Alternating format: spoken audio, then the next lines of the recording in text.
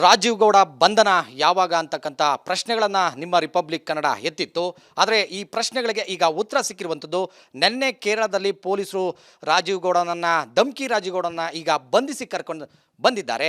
ಇನ್ನು SP ಅವರು ನಮ್ಮ ಜೊತೆ ಇದ್ದಾರೆ. ಈ ಬಂಧನದ ಪ್ರಕ್ರಿಯೆಗಳು ಯಾವೆಲ್ಲ ರೀತಿ ಇತ್ತು ಅಂತಕ್ಕಂಥದ್ದು ಅವ್ರನ್ನೇ ಮಾತಾಡ್ತೇನೆ. ಸರ್, ಈಗ 13 ದಿನಗಳು ಆಯಿತು. 13 ದಿನಗಳಿಂದ ಕೂಡ ನಿಮಗೆ ಪೊಲೀಸವ್ರಿಗೆ ಯಾಕೆ ಚಾಲೆಂಜಿಂಗ್ ಆಗಾಯಿತು ಇಂಥ ಒಂದು ಪ್ರಕರಣನ, ಇಂಥ ಒಬ್ಬ ಕಾಂಗ್ರೆಸ್ ಲೀಡರ್ನ ಬಂಧಿಸಲಿಕ್ಕೆ? ನೋಡಿ, ಇದು 14ನೇ ತಾರೀಕಿಗೆ ಶಿಲ್ಘಟ್ಟ ಟೌನ್ ಸ್ಟೇಷನಲ್ಲಿ ಆಗಿತ್ತು ರಿಜಿಸ್ಟರ್. ಆಮೇಲಿಂದ ಆ ದಿನದಿಂದ ಅವರು ಎಬ್ಸ್ಕೊಂಡಾಗ ಆಗಿತ್ತು. ಆಮೇಲಿಂದ ಫಸ್ಟ್ ಡೇಯಿಂದ ನಾವು ತುಂಬ ಪ್ರಯತ್ನ ಮಾಡ್ತಾ ಇದ್ದೀವಿ. ಆಮೇಲೆ ನಮಗೆ ನಿನ್ನೆ ಖಚಿತ ಮಾಹಿತಿ ಸಿಕ್ಕಿತ್ತು. ಆಮೇಲೆ ನಾವು ಕೇರಳ ಮಲಪ್ಪುರಂ ಡಿಸ್ಟಿಕಲ್ಲಿ ಅವರಿಗೆ ಅರೆಸ್ಟ್ ಮಾಡಿದ್ದೀವಿ. ಫಸ್ಟ್ ಡೇಯಿಂದ ತುಂಬ ಎಫರ್ಟ್ಸ್ ಮಾಡಿದ್ದಾರೆ. ಸ್ವಲ್ಪ ಲೇಟ್ ಆಯಿತು, ಬಟ್ ಎಲ್ಲ ಟೆಕ್ನಿಕಲ್ ಅನಾಲಿಸಿಸ್ ಕಾರಣ ಬಗ್ಗೆ ಸ್ವಲ್ಪ ವಿಳಂಬ ಆಯಿತು. ಬಟ್ ನಮ್ಮ ಟೀಮ್ ಯಶಸ್ವಿಯಾಗಿದ್ದಾರೆ. ಅವ್ರ ಮೇಲೆ ತುಂಬ ವಿಶ್ವಾಸ ಇತ್ತು ಪ್ರಾಮಾಣಿಕ ಕೆಲಸ ಎಫರ್ಟ್ಸ್ ಮಾಡಿಕೊಂಡು ಅವರು ಪ್ರಯತ್ನ ಮಾಡ್ತಾ ಇದ್ದಾರೆ. ಸೊ ನಿನ್ನೆ ಯಶಸ್ವಿಯಾಗಿದ್ದಾರೆ. ಸರ್, ಈಗ ಎಷ್ಟು ದಿನಗಳ ಕಾಲ ಎಲ್ಲಿ ಉಳ್ಕೊಂಡಿದ್ರು? ಮಂಗಳೂರಲ್ಲೇ ಇದ್ರಾ ಅಥವಾ ಬೇರೆ ಬೇರೆ ಕಡೆ ಇದ್ರಾ? ಮಂಗಳೂರಲ್ಲಿ ಎಷ್ಟು ದಿನ ಉಳ್ಕೊಂಡಿದ್ರು? ಯಾರು ಅವರಿಗೆ ಆಶ್ರಯ ನೀಡಿದ್ರು? ನೋಡಿ, ಇಲ್ಲಿಂದ ಫಸ್ಟ್ ಮೆಂಗಳೂರು ಹೋಗಿದ್ದಾರೆ. ಆ ಥರ ನಮ್ಗೆ ಒಂದು ಮಾಹಿತಿ ಸಿಕ್ಕಿತ್ತು ಸ್ಟಾರ್ಟಿಂಗಲ್ಲಿ. ಆಮೇಲೆ ನಾವು ಅದೇ ದಾರಿಯಲ್ಲಿ ಹೋಗಿ ಎಲ್ಲ ಟ್ರೇಸ್ ಮಾಡೋಕ್ಕೆ ಪ್ರಯತ್ನ ಮಾಡಿದ್ದೀವಿ. ಅಲ್ಲಿ ನಮಗೆ ಆಮೇಲೆ ಒಂದು ಮಾಹಿತಿ ಬಂತು, ಒಬ್ಬರು ಅವ್ರದ್ದು ಹಳೆ ಪರಿಚಿತರು ಯಾರು ಇದ್ದಾರೆ, ಅವರು ಅವ್ರಿಗೆ ಹೆಲ್ಪ್ ಮಾಡಿದ್ದಾರೆ. ಅವ್ರ ಜೊತೆಗೆ ಏನಾದರೂ ಜಾಗಕ್ಕೆ ಹೋಗಿದ್ದಾರೆ. ಸಿನ್ಸ್ ಮೆಂಗಳೂರಿಂದ ಕೇರಳ ಬಾರ್ಡರ್ ಪಕ್ಕದಲ್ಲಿ ಇದೆ, ಆ ಜಾಗ ಏನಾದರೂ ಹೋಗೋಕ್ಕೆ ಚಾನ್ಸಸ್ ಇದೆ. ಆ ಬೇಸಿಸ್ ಮೇಲೆ ನಾವು ನಮ್ಮ ಟೀಮ್ ಕೇರಳ ಪೊಲೀಸ್ದು ಕೂಡ ಹೆಲ್ಪ್ ತೊಗೊಂಡು ಆ ವೆಹಿಕಲ್ ಯಾವುದು ಯೂಸ್ ಮಾಡಿದ್ದಾರೆ ಅದನ್ನು ಟ್ರೇಸ್ ಮಾಡಿ ನಾವು ಪ್ರಯತ್ನ ಮಾಡಿಕೊಂಡು ಅವ್ರು ನಿನ್ನೆ ಅರೆಸ್ಟ್ ಮಾಡಿದ್ದೀವಿ. ಸರ್, ಈಗ ಮೈಕಲ್ ಅಂತಕ್ಕಂಥ ಇನ್ನೊಬ್ಬ ವ್ಯಕ್ತಿನೂ ಕೂಡ ನೀವು ಬಂದಿರಿ ಅಂತ ಹೇಳಿದ್ರೆ, ಆತನ ಹಿನ್ನೆಲೆ ಏನು? ಜೊತೆಗೆ ಈತನಿಗೆ ಅಂದರೆ ಈಗ ರಾಜೀವ್ ಗೌಡನಿಗೆ ಯಾವ ರೀತಿ ಸಪೋರ್ಟಿವ್ ಆಗಿ ನಿಂತ್ಕೊಂಡಿದ್ರು? ಅವ್ರ ಜೊತೆ ಹಳೆ ಪರಿಚಯ ಇದೆ, ಫ್ರೆಂಡ್ಶಿಪ್ ಇದೆ. ಅವ್ರದ್ದು ಫರ್ನಿಚರ್ ಬಿಸ್ನೆಸ್ ವಗೇರ ಇದೆ. ಮೇ ಬಿ ಮೊದಲೇನು ಬಿಸ್ನೆಸ್ ಪಾರ್ಟ್ನರ್ಶಿಪ್ ವಗೇರ ಆಗಿದೆ. ಇವರದ್ದು ಈ ಕಾರಣ ಬಗ್ಗೆ ಪರಿಚಯ ಇದೆ.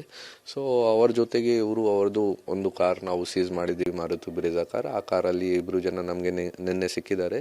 ಸೊ ಅವ್ರದ್ದು ಕೂಡ ಇನ್ವೆಸ್ಟಿಗೇಷನ್ ನಡ್ತದೆ. ಅವರಿಂದ ಕೂಡ ನಾವು ಕನ್ಫರ್ಮ್ ಮಾಡ್ತೀವಿ ಯಾವ ಜಾಗಕ್ಕೆ ಹೋಗಿದ್ದಾರೆ, ಏನೇನು ವೆಹಿಕಲ್ ಯೂಸ್ ಮಾಡಿದ್ದಾರೆ, ಅದೆಲ್ಲ ಕನ್ಫರ್ಮ್ ಮಾಡ್ತೀವಿ.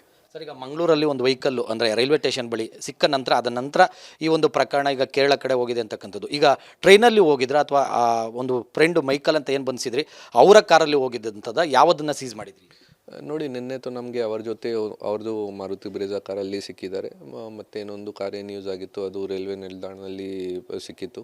ಏನೇನು ಯೂಸ್ ಮಾಡಿದ್ದಾರೆ ಮೋಡ್ಸ್ ಆಫ್ ಟ್ರಾನ್ಸ್ಪೋರ್ಟ್ ಅದು ಇನ್ವೆಸ್ಟಿಗೇಷನ್ದು ವಿಷಯ ಇದೆ. ಅದು ನಾವು ಈಗ ನಮಗೆ ಸಿಕ್ಕಿದೆ. ಇನ್ವೆಸ್ಟಿಗೇಷನಲ್ಲಿ ನಾವು ಚೆಕ್ ಮಾಡ್ತೀವಿ.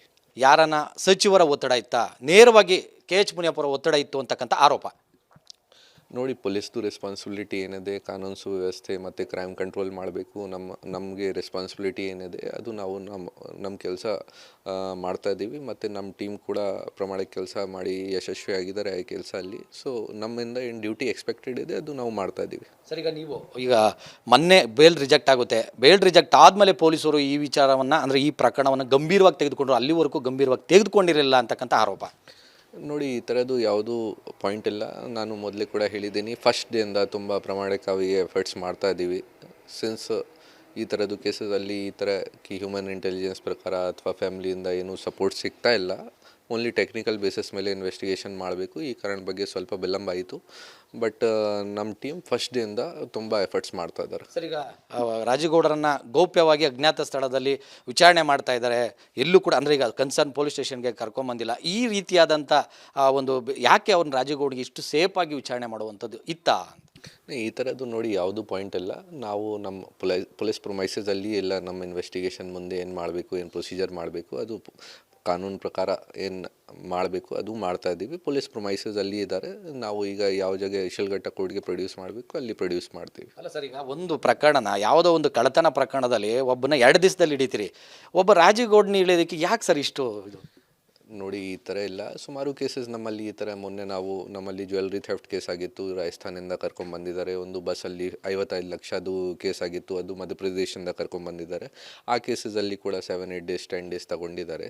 ಸೊ ಅದು ಇನ್ವೆಸ್ಟಿಗೇಷನ್ ಬೇಸಿಸ್ ಮೇಲೆ ಡಿಪೆಂಡೆಂಟ್ ಆಗುತ್ತೆ. ಎಲ್ಲ ಟೀಮ್ಸ್ ಕೆಲಸ ಮಾಡಿದ್ದಾರೆ ಪ್ರಾಮಾಣಿಕವಾಗಿ, ತುಂಬ ಎಫರ್ಟ್ಸ್ ಮಾಡಿದ್ದಾರೆ. ಬಟ್ ಮೇ ಬಿ ಅವರು ಕೂಡ ಲೋಕಲೈಟ್ ಇದ್ದಾರೆ, ಅವ್ರಿಗೆ ಕೂಡ ಇಲ್ಲಿಂದ ಏನು ಮಾಹಿತಿ ಸಿಗ್ತಾ ಇದೆ, ಏನೇನು ಆಗ್ತಾ ಇದೆ, ಎಲ್ಲಿ ಹೋಗ್ತಾ ಇದ್ದಾರೆ. ಸೊ ಆಮೇಲೆ ಅವರು ನಮಗೆ ಏನು ನಿನ್ನೆ ಖಚಿತ ಮಾಹಿತಿ ಸಿಕ್ಕಿದೆ, ಆಮೇಲೆ ನಾವು ಅರೆಸ್ಟ್ ಮಾಡಿದ್ದೀವಿ. ಸರ್, ಈಗ ಮೊಬೈಲು ಸಂಭಾಷಣೆ ಮಾಡಿದ್ದಂತಹ ಪೌರಾಯುಕ್ತಗೆ ಧಮಕಿ ಹಾಕಿದ್ದ ಮೊಬೈಲ್ ಸೀಸ್ ಆಯಿತಾ ಹೇಗೆ ಸರ್? ಅದು ಈಗ ನಾನು ಇನ್ವೆಸ್ಟಿಗೇಷನ್ ಆಫೀಸರ್ ಜೊತೆ ಮಾತಾಡಿಕೊಂಡು ಎಲ್ಲ ಡೀಟೇಲ್ಸ್ ಕಲೆಕ್ಟ್ ಮಾಡ್ತೀವಿ. ಇದಿಷ್ಟು ಏನು ಚಿಕ್ಕಬಳ್ಳಾಪುರ ಎಸ್ ಪಿ ಕುಶಲ್ ಚೌಕ್ಸಿ ಅವರ ಮಾತಾಗಿರುವಂಥದ್ದು. ಕ್ಯಾಮ್ರಾಮ್ಯಾನ್ ದೇವನಹಳ್ಳಿ ಮಂಜು ಜೊತೆ ಮಂಜುನಾಥ್ ದಿನ್ನೂರು, ರಿಪಬ್ಲಿಕ್ ಕನ್ನಡ, ಚಿಕ್ಕಬಳ್ಳಾಪುರ. ರಾಜೀವ್ ಗೌಡ ಬಂಧನ ಯಾವಾಗ ಅಂತಕ್ಕಂಥ ಪ್ರಶ್ನೆಗಳನ್ನು ನಿಮ್ಮ ರಿಪಬ್ಲಿಕ್ ಕನ್ನಡ ಎತ್ತಿತ್ತು. ಆದರೆ ಈ ಪ್ರಶ್ನೆಗಳಿಗೆ ಈಗ ಉತ್ತರ ಸಿಕ್ಕಿರುವಂಥದ್ದು. ನಿನ್ನೆ ಕೇರಳದಲ್ಲಿ ಪೊಲೀಸರು ರಾಜೀವ್ ಗೌಡನನ್ನು, ಧಮ್ಕಿ ರಾಜೀವ್ ಗೌಡನ ಈಗ ಬಂಧಿಸಿ ಕರ್ಕೊಂಡು ಬಂದಿದ್ದಾರೆ. ಇನ್ನು ಎಸ್ ಪಿ ಅವರು ನಮ್ಮ ಜೊತೆ ಇದ್ದಾರೆ. ಈ ಬಂಧನದ ಪ್ರಕ್ರಿಯೆಗಳು ಯಾವೆಲ್ಲ ರೀತಿ ಇತ್ತು ಅಂತಕ್ಕಂಥದ್ದು ಅವ್ರನ್ನೇ ಮಾತಾಡ್ತೇನೆ. ಸರ್, ಈಗ 13 ದಿನಗಳು ಆಯಿತು. 13 ದಿನಗಳಿಂದ ಕೂಡ ನಿಮಗೆ ಪೊಲೀಸವ್ರಿಗೆ ಯಾಕೆ ಚಾಲೆಂಜಿಂಗ್ ಆಗಾಯಿತು ಇಂಥ ಒಂದು ಪ್ರಕರಣ, ಇಂಥ ಒಬ್ಬ ಕಾಂಗ್ರೆಸ್ ಲೀಡರ್ನ ಬಂಧಿಸಲಿಕ್ಕೆ? ನೋಡಿ, ಇದು 14ನೇ ತಾರೀಕಿಗೆ ಶಿಲ್ಘಟ್ಟ ಟೌನ್ ಸ್ಟೇಷನಲ್ಲಿ ಆಗಿತ್ತು ರಿಜಿಸ್ಟರ್. ಆಮೇಲಿಂದ ಆ ದಿನದಿಂದ ಅವರು ಎಪ್ಸ್ಕೊಂಡಾಗ ಆಗಿತ್ತು.